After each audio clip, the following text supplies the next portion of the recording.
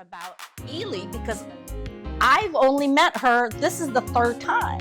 So really getting to know each other, I'm seeing how the friendship evolves, how the channel evolves through this friendship. I think that adds on a very unique piece to a lot of the podcasters out there because we don't know each other.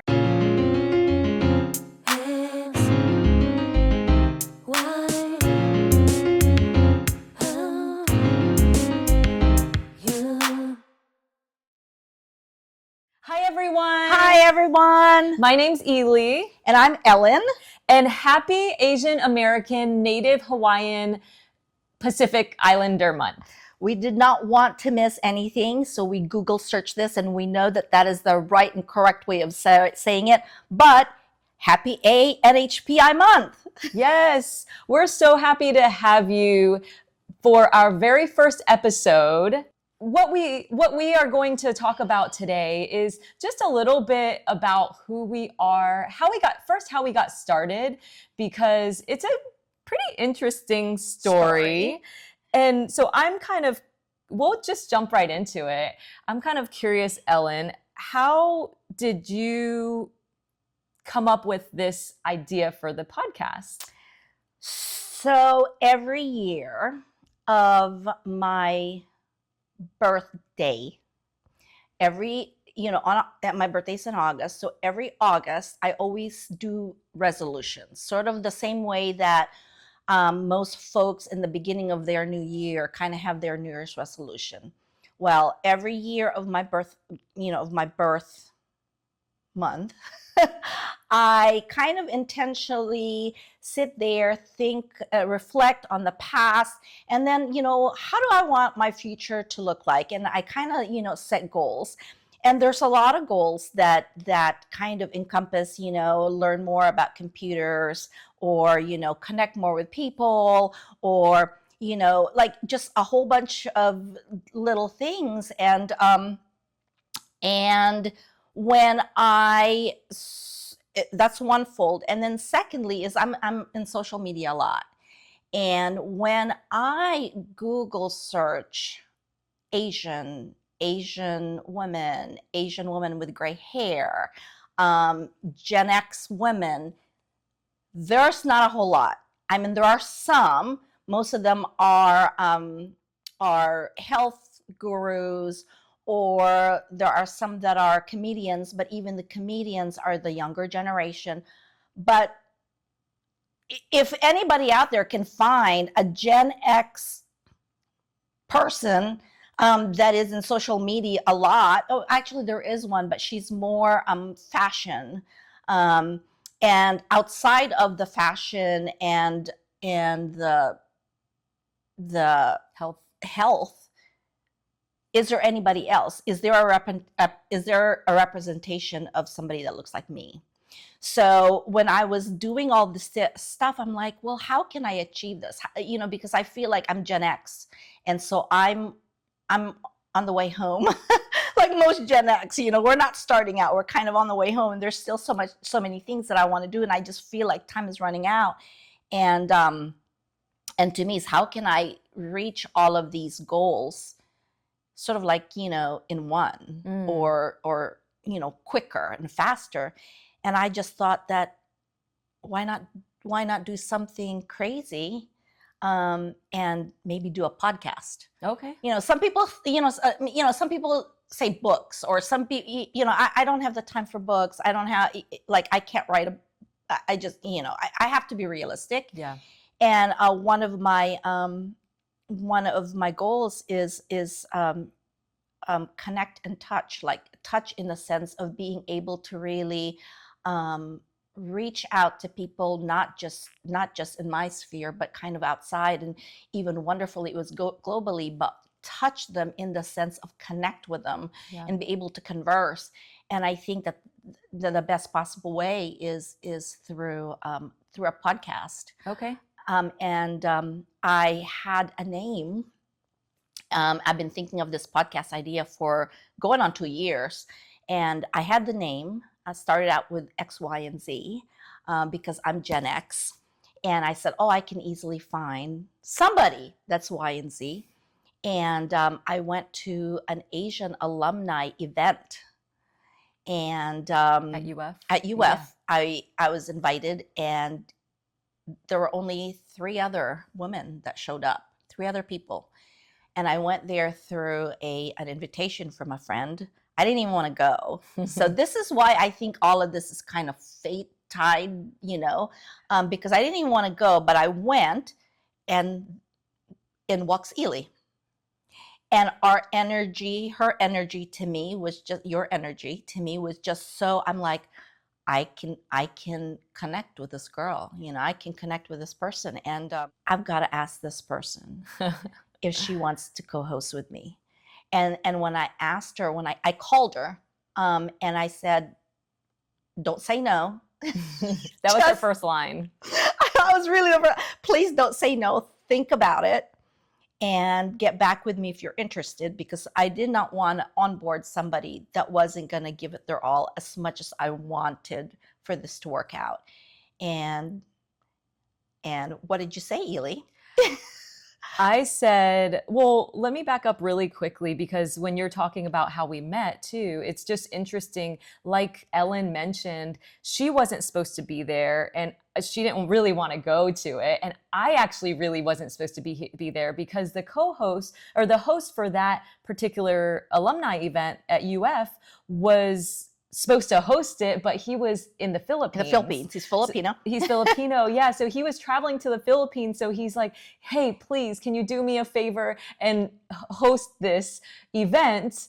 And I said, I'm about an hour and a half away from there. So I said, yeah, sure, I'll do it. And that was about 6 months ago. So it was only 6 months ago that we met. Right. And then I got a phone call from George. So shout out to George, who connected us. Yes. George is was the host of the Asian alumni event. And George calls me. He goes, hey, can you go to this Asian alumni event?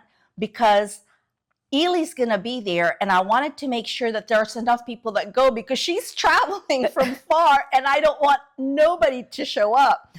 So I didn't want to go. But then George did me a favor by going to one of my events prior. So I'm like, oh, gosh, okay, fine, I'll go. And so, again, like I said, things just worked out. I went to the event and there was Elly. And the one that I asked to be in the Gen Z for the XYZ for my original title, I did ask them and they said no. And so when I contacted Elly back, when she called me and said hello. Yeah. And so I guess I'll add on to there. After she said, don't say no right away. And then and she did say no. No, I don't think I did. Well, but I hung up and I said, well, let me think about it. Let me talk to my husband and just kind of let it sit with me for the week. But afterward, it was actually a pretty easy decision. So I feel bad for keeping you on your toes for that. For a few days. But remember, Elly is a very structured. So when she says a week, even if she knows the answer in a day, she is not going to tell you until a week. And so I'm sitting there going, oh my goodness, I'm sure it is a no. well, I also had to let it simmer for a little bit, because if something changed, I don't know. I said a week to give me enough time to think about it. But actually, it was a pretty easy answer because it aligned. I think at some points in my life, I didn't know exactly what my purpose was, and part of my purpose and what aligned with my values. But when she talked about what she wanted to be a part of the podcast, which was different generations, which you're X, right? I'm X. And I'm Y, Gen Y. And the whole idea about it, I really connected with the generations piece, but really also the cultural piece, because being able to share a little bit about our perspectives, but also hear about other people's perspectives. And just whether you are Asian or not, just hearing different perspectives, it was really important for me. And the Asian hate that was going on in 2020, 2021, that really just hit a chord for me. And I felt like I needed to do something about it. I needed to be part of the solution. So I've done things in the past few years to align with that. And when she came to me about this, I was like, it does kind of align to the strike point. But there's other things that we're doing outside of this that we needed to make sure aligned with kind of the scheduling piece. Right. And and so I had a try texting thing going on with the XYZ, me, my Elly, and then our Z person.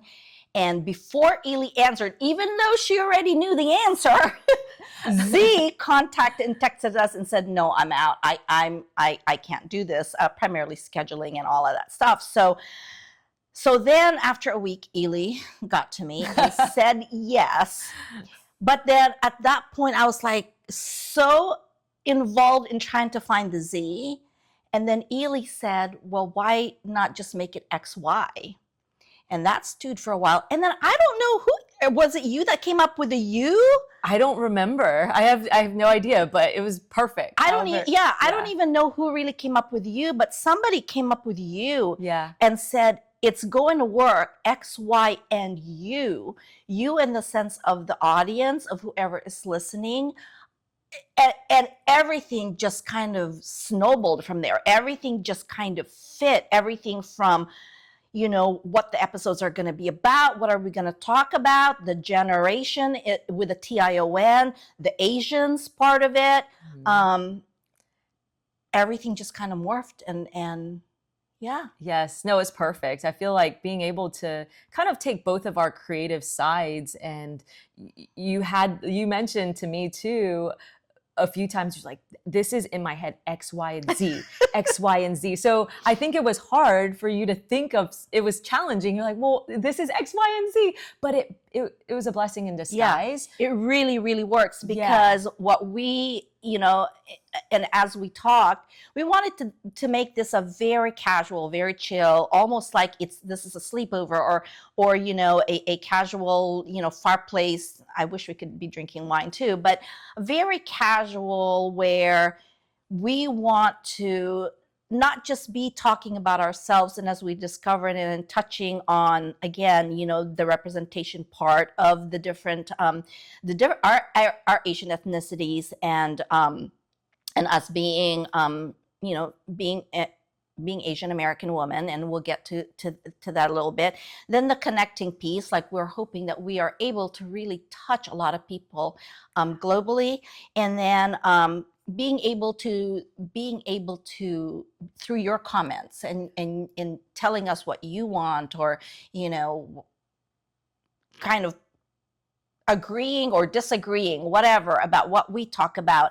And then for me, aside from the growing of the growing piece of computers and learning, but about my culture, not just about, and we'll get to that more, but about my culture, about Elly, because I've only met her, this is the third time.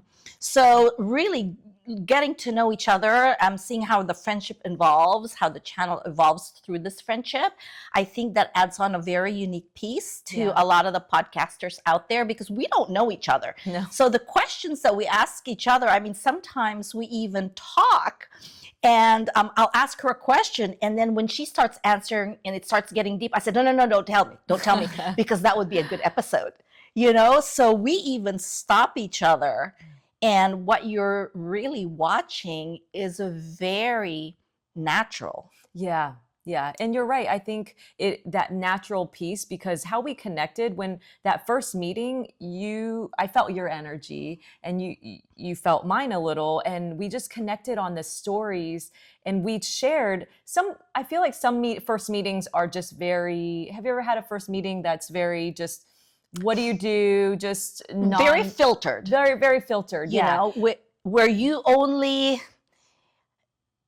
answer the questions or you act the way that you should be acting because of that meet. Exactly. But ours wasn't like that. We got Mm-mm. into the stories, our culture very, very quickly. And I feel like it aligned with the podcast too. Right. And we left that meeting feeling really, and even the two women who were also there, we just all connected and just really well. yeah, we left that meeting feeling energized. At least I did. Yes. Feeling energized and feeling like this is part of who we are, and it's a beautiful kind of outlet to be able to express. And I feel like now we can do that with you as well. Right. Yes. So, by all means, share with us. I mean, we encourage you, and we're hoping that you will share with us about your stories as well as we, delve into a lot of different topics. I mean, everyday lifestyles, but we will always, again, it's through our lens. So it's through my lens as a Gen X, her lens as a Gen Y. Yes. And then you tell us, our consistent question as we go into the episodes is, what generation are you? Both generationally in terms of XYZ, Millennial, Z, whatever. I think now, did you know that now new Gen Beta generation? I had no idea. I still need to study up on that. Well, that's what I was told. So, I mean, I could be totally wrong, but in one of the podcasts that I followed, that is what they said. So it's supposedly 2025 is where Generation Beta starts. Wow. So, are we getting old? We're getting old. I think I am getting old. I'm getting old too. Old. Well, that's interesting. Thank you for sharing a little bit too about what inspired you to come up with this idea, and then what inspired you to reach out to me of all people. And then again, the energy. Yeah. The energy, number one. And then I look at what was important to me, is because I knew that this was going to take a lot of time. It was going to take a lot of filming, So the second piece is kind of like just the lifestyle and the type, I guess, the type of person. Is she somebody that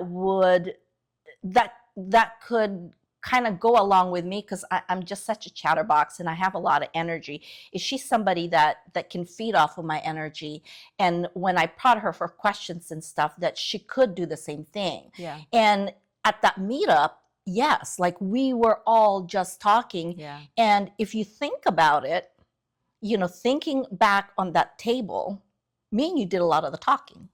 Probably. You see what I'm saying? Yeah. So for me, it was instantaneous. Like, it was me, you, and I can't remember her name, but me, the X, Y, and Z. Amanda. Yeah. We just really talked quite a bit. Yes. And so to me, I was like, she fits this. And then as I texted you, because Elly, I am very out there. I am, I'm an artist. I'm a fiber artist, and I create. I'm all over the place. I create. I design. So there's nothing about me that is really. I mean, I have structure and balance. I am balanced, but not like Elly.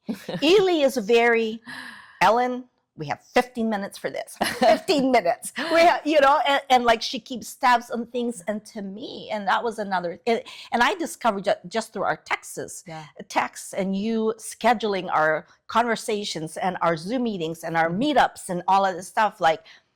And to me, again, that was part of the balance. Yeah. And that's the beautiful thing. I feel like Ellen and I are pretty different people. Yes, but it's just beautiful to see and hear different perspectives, and it's good to know too. If you'll continue to talk about your generation, and I might continue to talk about my perspective in my generation too, but it's also not monolithic, meaning like your perspective could be different from somebody else's in a different generation. Right. And that's where in the same generation. And that's where the U piece comes. Yeah. Like all of you. That leads me to kind of understand a little bit. Since this is our third time meeting, I'm kind of curious. Can you share with me a little bit about who Ellen is? So who is Ellen? I'm Ellen. I am Filipino Canadian American. I am the Gen X in X, Y, and U. I was born in the Philippines. in Manila. We were there until I was 10 years old, 9 or 10 years old, and then moved to Canada. And then from Canada, we became the whole family, mom, dad, two sisters, moved to Canada. We all became Canadian citizens. And then from Canada, we moved to Florida shortly before, like really the summer before high school, my first, my freshman year of high school, and lived there, grew up there. And I went to like high school, college at the University of Florida. That's how I met Elly UF Asian alumni. Two different generations, though, two different classes, two different years. And then, life happens and all of that. I am now currently a state of Florida licensed realtor, servicing mostly the UF area in North Central Florida. Nice, nice. Going back to when you were growing up in the North Central Florida area with your family who's Filipino Canadian, did you speak Tagalog in your household? No. We occasionally talked in Tagalog, but we were mostly an English speaking household. Huh. Because so my mom went to school here in the United States. She did all of her internships. She actually graduated from college in the Philippines, but right after college, she came to the U.S. to do internships, United States and Canada, and to do her internships. And because and that was pre-marrying dad and everything like that. That was like straight out of college. Okay. And she knew that because she lived here in the US, that whoever she married, they would live in the United States because of education opportunities. Okay. So at that point in time, she was already dating my dad, and my dad was in the Philippines, and they were doing the long distance thing, and she was in the US. And my uncle, my dad's brother, who was here, who was here in the U.S. My mom's a nurse. My uncle was a surgeon, and so they were both in the Mayo Clinic in Rochester, in Minnesota. And when my mom was going to break up with my dad, and so my uncle came to see my mom and tried to patch things together and said, "No, he really loves you. You should go home and marry him." So she went home just to marry my dad, took a break, married my dad, then ended up staying there.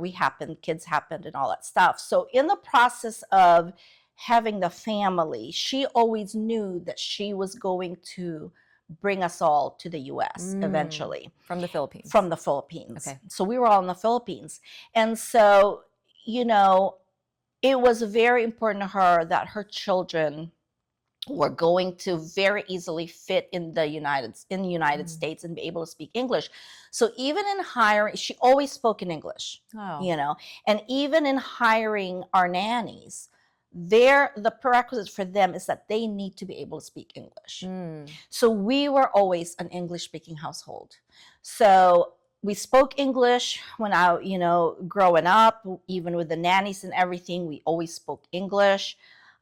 Then mom went back to the United States to try and get our visas, to apply for our visas. Okay. She was in the United States, and even after 2 years, we could not get an American visa.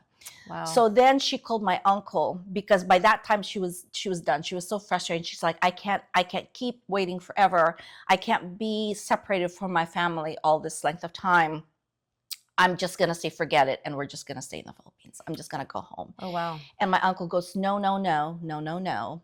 He's like, why don't you go to Canada and then apply again via Canada? Yeah. So she went to Canada in Vancouver. Yeah. And started the visa process again. Right. She went from Vancouver to Winnipeg, and that's where we grew up, and that became our second home. When she was applying to that hospital, the hospital said, this would be an easier process because, you're still applying as like working visa. Okay. This would be easier if you bring your whole family in. And she's like, what? Wow. Well, boom. She said she filled those paperwork so fast. And within, in less than half a year, in a couple of months, the whole entire family was in Winnipeg. Wow. That went from years. From 2 years being in the US. She went to Canada, applied, and she did all this like through all the processes, Yeah. and she got, again, like I said, we were in Canada and spoke English. Well, where we lived in Winnipeg, St. Boniface, it's a French speaking community. Okay. That whole community was French speaking, and we went to an English school. Okay. So, from our nannies and home where we spoke English to Canada, where it was either speak French or English. Yeah. So we spoke English. And then from there to Florida, it was English. I did not learn Tagalog or how to even, and a lot of my Tagalog or Filipino friends will tell you, she doesn't know how to speak Tagalog, right? But the Tagalog that I know was all learned in my late 20s. Wow, that's interesting. Yeah. I like that your mom set you up too to just transition here easier, because I can't imagine moving to a different country. For me, I was born here, but I can't imagine my family moving from Taiwan here to a completely different country, learning the language. Right. So I love that your mom kind of was pretty ahead of the game and pre-planning. She sounds like a planner like me. and then yes, she is. Now that I think about, because you don't really think about that, but yeah, she is. Yeah, she clearly planned, hey, let's only have nannies who speak English and probably Tagalog as well, but maybe they spoke Tagalog, for that transition to probably be smoother for you. That's really nice. Yeah. Yeah, you don't think about this until somebody asks. So let me ask you. Yeah. You said you're born here in the US. Yeah. Did you then speak what at home? Yeah. English at home or yeah, good question. So or tell me actually, who's Elly? Tell me about Elly. Who is Elly? Since it is only the third time we met. Yes. Yeah, I was born in South Georgia, and my family first generation born here. So my family came here for a better life, right? To live the American dream. And so from where? From Taiwan, yes. Okay. Yes. So from Taiwan, they immigrated here for a better life. And my dad started off as a dishwasher and worked his way up to owning many restaurants. And my grandma moved here to North Florida to help my great aunt, which is her sister, open up their restaurant, who started doing really well. So she asked my grandma to come over here to help her in the restaurant business and cooking. And she ended up owning her own restaurant, my grandma, in South Georgia. So your family is in South Georgia. Great aunt is in Florida. Yes, North Florida. North Florida. Grandma came to help. Great aunt. Great aunt. Yes. Okay. Yes. Yeah. So it's all kind of coming together. And then my dad was in between great aunt and South Georgia, North Florida and South Georgia. So he would be in between there. He worked as a dishwasher at my great aunt's place. Wow. Yeah. So it was a tough life. And I feel like that's not out of the ordinary, right? May I ask what your dad's occupation was in Taiwan? Good question. Yeah, because it's so different and completely different. He did many things. He was a taxi driver. He was in pharmaceutical sales. Oh, wow. He sold records. That's everything. Like, what did he not do? Yes. But the cool thing is he had all of that experience. I think a lot of times you think maybe those things don't come in handy because you change. I mean, you move to another country. Imagine, you did actually move to another country, Mhm. but I can't imagine what it was like moving to another country, starting to learn the language Language, first, yeah. learning the language and the cultural differences as well. I mean, it was interesting because when we grew up at that time, my parents were so busy in the restaurant business that we didn't know a lot of the cultural things in America, even though we were born here in the United States. An interesting story to illustrate this is when I was about 7 years old, I I heard about Santa Claus. And I heard that he would come to people's houses and leave gifts for people. And so after a couple of years of hearing this, I asked a friend from school, why hasn't Santa come to my house? And they said quickly, this is probably a 7-year-old saying this, right? Quickly back to me, have you left milk and cookies for Santa? And I said, no. Oh, that's why. I had it That's all. why Santa didn't come, is because I did not leave the milk and cookies. Right? Exactly. It all makes sense now. And so what did I do as a 7-year-old? I went back home, and mind you, my family's just busy doing just trying to survive, right? And so I went back home. I ended up finding some milk and cookies, left them. So I was in the living room, but I went over to the kitchen, which was directly in front of me. And then we had a fireplace. We never had a tree, though. We never had a Christmas tree. But that wasn't part of the story. I didn't know, right? They just said milk and cookies. And so I literally I had this all planned out. I think it was, maybe I missed my calling as an engineer. I planned this logistically out, that Santa would come down the chimney and go to the kitchen, and there was no way I could miss him. So then it's 2 p.m. We get back home from school, 3 p.m., 5 p.m., 7 p.m. I have my eye on these milk and cookies. Imagine a 7-year-old. And then 11 p.m. rolls by. My dad comes home and he's like, what are you doing still up? It's 11 p.m. as 7-year-old at 11 p.m. And I was really shy at the time, so I didn't say much. I said, oh no, I'll just go to bed. And I don't remember what happened. I think he ended up eating the milk and cookies, but he didn't even know about the cultural difference. He didn't know about Santa Claus. Oh, Yeah. so he just saw milk and cookies, but he didn't even know why you left. He didn't even ask you. No. He just looked at the milk and cookies and He probably ate them. I don't remember exactly what But happened. if you were this engineer that made sure you were not gonna miss it, you don't know that your dad ate the cookies or not. Well, yes, good point. I need to work on that engineering piece. But he put me to bed, so I didn't know. I think he ended up eating them, but I can't remember specifically. But what I did realize from that story, I remember it so apparently not that vividly, but vividly enough where I still remember that I guess Santa doesn't exist, but we didn't leave a note. And I think So now it's the missing note. But maybe the milk and cookies were there, but the note is missing. Exactly. Dear Santa, I've been good. Exactly. Maybe that was why. Yeah, it's an interesting illustration about how my four walls within where I grew up were so different than what was outside. Right. And the cultural differences, they didn't know. They didn't know the differences. They didn't know about Santa Claus. And if you're still on the lookout for Santa, make sure to leave a note and milk and cookies. Don't forget that note piece. I missed that last time.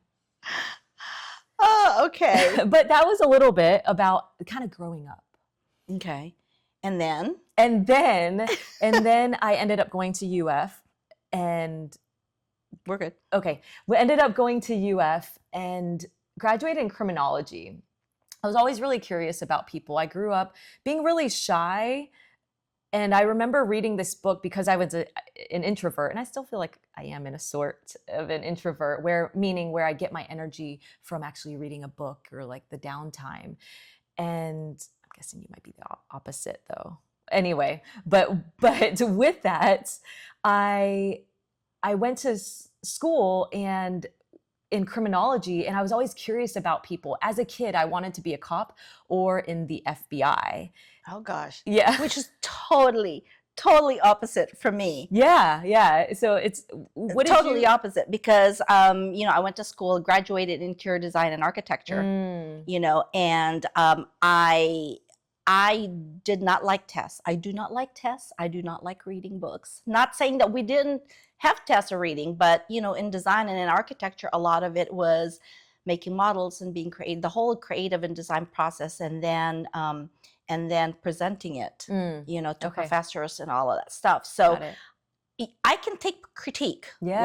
I can take critique. You can tell me all this stuff and I will never feel bad because to me there is no bad critique, right? That's beautiful.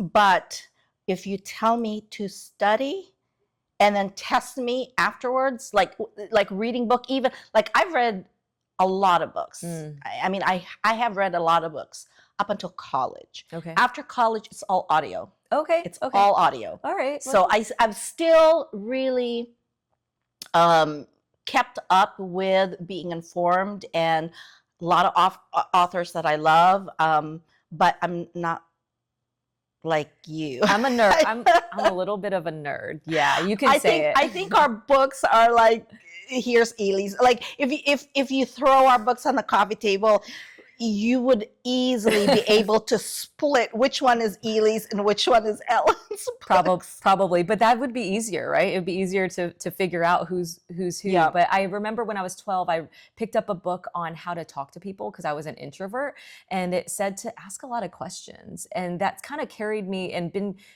gave me that curiosity for people with criminology, with what I graduated in. And then I ended up going into loss prevention, which is catching shoplifters and interviewing for internal theft too, at a retail department. So I did that, worked in sales for about 5 or 6 years. And then most recently, I feel like I am living my true purpose, part of my true purpose in life. I'm a life coach. So so neat. So I help. Neat. Yeah. So I absolutely love it. I help clients create more happiness. Now, are you, as a life coach, how long have you been a life coach? Yeah. Can I ask that? Yeah, of course. I started during the pandemic. Okay, I was wondering because I didn't know, is this something that you do face to face or something that you do online? Good question. So I started during the pandemic. So I do both. I do virtually and in-person sessions. I actually work with clients who are in different countries too, which is that's nice. Yeah. So this is actually kind of just fits in, like our podcast kind of fits into. See, there was a reason why I thought she would fit. It's all making sense and it's all coming into place. Gotcha. Okay. Yeah, the connecting piece in life coaching, I love being able to connect with clients and being able to connect with you all here today is just beautiful to me. And then bringing in that cultural part, that was just that sweet spot that you mentioned too, to be able to do that is just beautiful because I think that we are all still learning about our culture and others because everybody has different perspectives. And I think that that's just beautiful. Yeah, because, in the learning, aside, and I've mentioned, the representation and the touch and all of that stuff, but since I told you all my story of, Philippines to Canada here, speaking only English, being in all of these communities, I feel that aside from the way that I look, and I'm always, and even now, look at me, I'm, how many, really and truly, how many gray hair Asian women in this generation, in the Generation X. And by the way, I use the generations also as time frames, timelines. So I'm not saying like over 50, over 60, over whatever. But I don't know if I'm Asian. Am I Asian? I asked that, am I Asian? Yeah. Aside from the way that I look and my parents saying, or because we came from, I think that I've become so westernized. That sounds like a a fun topic too to even dive deeper into Right? next time. Yeah. Because you're right. I mean, I think we all are understanding our cultures and our identity, and everybody comes from Right. the different backgrounds. And I guess to go back, I think you had a first question for me earlier with the languages. Did you speak different languages? Yeah, yeah. And so I did speak English growing up with my dad, and my mom, I spoke Chinese, Mandarin Chinese to her so that I could, they wanted us to do that. So wait, so if you spoke American with your dad, Yeah, English, yep. but how did you do that at home? Like speak Mandarin and then speak like, is it that every time you see your mom you spoke only in Mandarin, every time you see your dad you spoke only in English? Like, yeah, I'm trying to understand that picture. It was, yeah, it's weird because I specifically remember my dad saying I was born here, and then I moved back for a few years with my brother to Taiwan. Oh, you did? When I was very young, probably like from 2 to 4. Because my parents were busy working, so we ended up going back, I think, with my mom, and kind of just with her family's help too. We kind of grew up from like ages 2 to 4 there, and then came back. So we came back not knowing any English. If that makes sense. So you were born here. Yes. Then moved to Taiwan. Yes. The whole family, or just no, just me, my brother, and I think my mom as well for a couple years. Your dad stayed here with grandma. Yes. And then after a couple years came back. Yep. Okay. Not knowing any English, so my dad. So that's why you spoke English to your dad. I get you. Yes. Got it. So we were still learning the language, English. We didn't know the language coming back from Taiwan, and my mom didn't know that much English too, but my dad knew a little bit, enough to converse with us, of course. So we could get fluent in both in that realm. Now, your grandmother, can she speak English well, or is she only Taiwanese speaker? Yeah, the cool thing is she grew up in a generation where I think the Japanese took over Taiwan, so she actually knows how to speak Japanese, Mandarin, Taiwanese, and English. So she's quadlingual. I don't know what that's called. I think quadlingual. Now, is Grandma still around? Yes. Yeah. And she's... Will I get a chance to meet Grandma? I hope so. Let's do that as an episode. That would be fun. Wouldn't that be fantastic? Yeah. Let's figure out maybe when Grandparents' Day is. And that would be fun to kind of go around that, or a surprise visit. Who knows? Yeah. I would love to meet her. That just sounds so neat. Yes. She has such a beautiful story.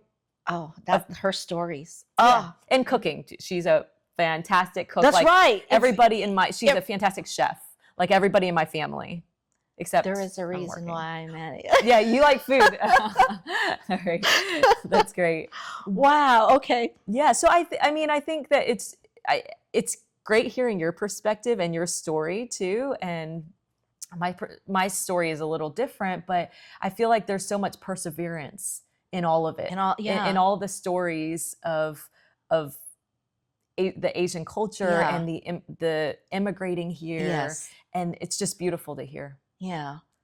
So, for all of you out there, we would love to hear what if you now reside here in the U.S., or maybe even if you are an American and now are over in Asia somewhere, like, how did that relocation, how did it work out for you? Like, how hard was it and how difficult was it? Yes. Go ahead. No, I think we hear, I feel like we don't know a lot of the stories behind the scenes of what our families went through, at least for me too, like what our families went through. They just try to provide the best life possible. But when we look back and think like, what it took to come here and what courage it took, and perseverance, like you mentioned, perseverance and courage for their generations, the next generations like us, to have a better life. Yeah. So I'm curious what you think too, like Ellen said, and even if you're in a different country now, tuning in from a different country, curious what your perspective is. Right. And maybe depending on what you share with us, maybe we can delve a little bit deeper also on the immigration story, each of our immigration stories, and not just about who we are. Yeah.